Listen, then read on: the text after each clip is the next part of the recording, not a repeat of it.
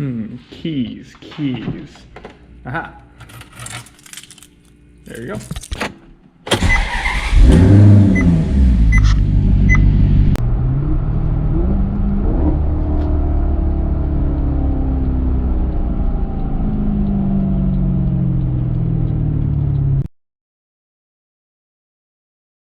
Alright, I saw your guys' questions and comments, and today we're going to talk about the ownership cost of owning one of these cars. We're going to talk about maintenance, we're going to talk about insurance, gas, all of it. We're going to talk about that today. First, I want to talk about maintenance. Just overall maintenance of the car. Everything that I have done to it, everything that I have replaced myself, tires, how many sets I've gone through with that, just anything about maintenance will be covered right now. First, let's talk about just tires themselves. So, when I first bought this car, the front tire exploded. The inner edge of the tire just separated and caused me to go flat. Luckily, it wasn't anything catastrophic. It wasn't a huge problem or anything. The only thing I really needed was an alignment. But from factory, what I've been told and what I've seen reading online is that the alignment from the factory on the front camber is pretty negative, so it causes quite a bit of tire wear. There's been ways that people have avoided that with inflating the tires a little bit more or just finding cheating ways of getting that camber back out a little bit. But I've put 3 different sets of front tires on this car, 2 of them being the stock Pirelli tires on them. Recently I just switched over to Michelin to see if that would help, see if that's just a better tire wear-wise, and see if I get a little bit more life out of them.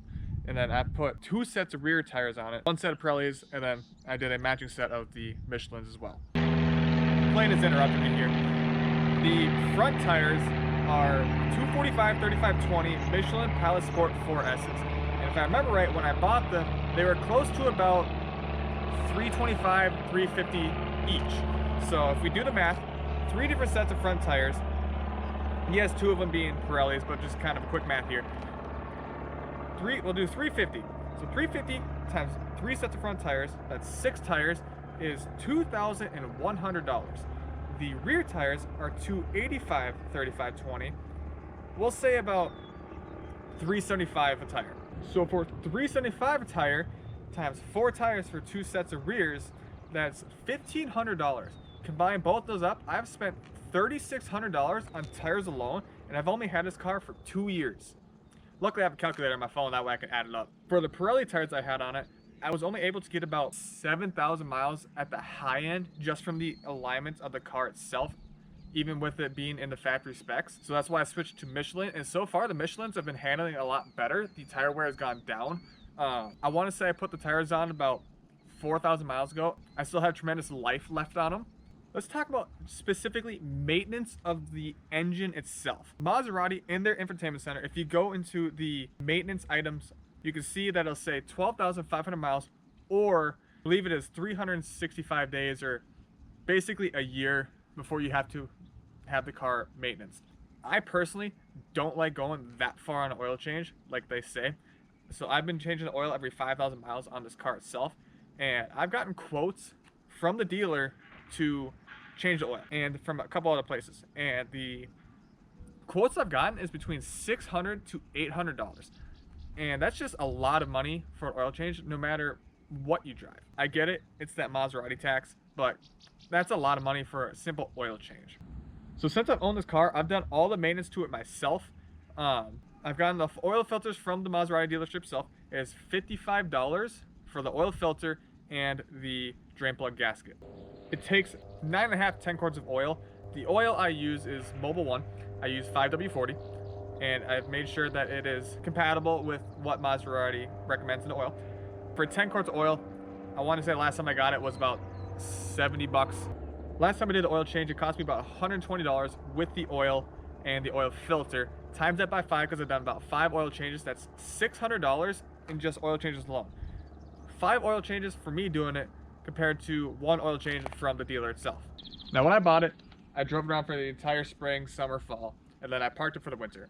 Then when I went down there to put my car on a battery tender, I saw that there was a small little bit of an oil leak running down the car. And so I grabbed my mirror, and then I found that it was leaking on the driver's side, back of the engine, from there, on the valve cover gasket.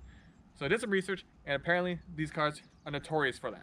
If you go to a Maserati group forum and you say you're hitting a leak, 9 times out of 10, people say check the valve cover gaskets first.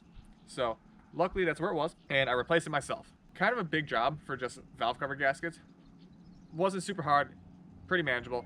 Did it myself with me and a couple of my buddies. Now, when I did the service itself, I did the valve cover gaskets, I did both belts, I did the air filter, did the cabin filter, and since I was already into the valve covers, I did the spark plugs. And in total, just parts alone, doing it myself, was $900.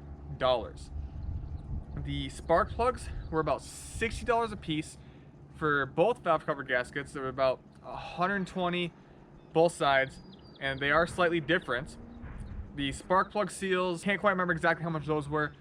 And then the belts, I actually got the belts from Scuderia Car Parts. So the $900 is just valve cover gaskets, spark plug tube gaskets, and spark plugs, and the oil filter. All that for only $900. That's a steal. The belts were about $250 from Scuderia Car Parts.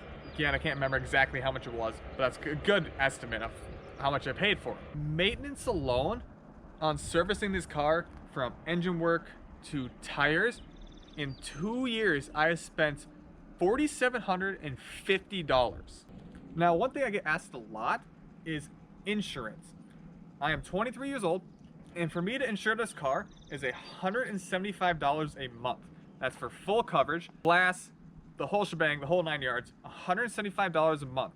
And for 2 years, that is $4,200 just on insurance.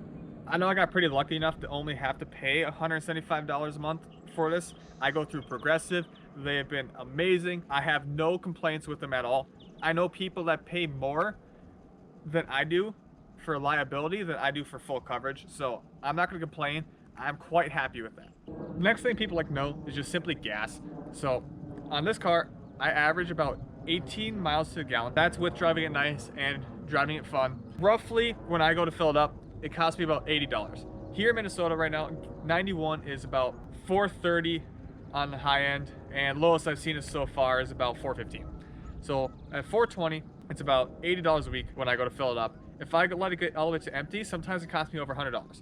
But usually it's about $80. I usually fill about once a week, so about every 4 weeks is about $320. And then I only drive the car for 6 or 7 months, depending on just snowy weather here. So gas alone is about $2,240. So it's kind of hard to say how much I've paid every year for gas just because of how much it fluctuates. And we'll kind of go based off how it is right now. So we'll say $4.20 a gallon, costs me about $80 a week to fill up, and we'll go by 4 weeks. So it's about $320 for 4 weeks, and I'm gonna drive the car about 6 or 7 months. So based off 7 months, that is $2,240. Times that by 2, $4,480. So that much money in just gas. Then if we add in how much all the maintenance has been for the last 2 years, tires, engine work, oil changes, the whole shebang, and then we add in the $4,200 in insurance, that comes to a grand total of $13,430 to drive this car, in my experience, for the last 2 years. I just hope that doesn't scare anybody away from buying this kind of car. I love this car so much. It's just so fun to drive. It's so exhilarating to be behind the wheel. The sound of the car, just the styling and looks of it. It's a fantastic car all around. So if you're in the market for one of these cars, I highly recommend it. It's just such a fun car to drive. Out of quite a few cars I've been able to drive over the handful of years, this one, not trying to be biased, is just hands down one of my favorites to drive. I hope you found this video quite informative. Again, if you're in the market for one of these cars, I highly recommend it. And with all that information, I think today's video is over.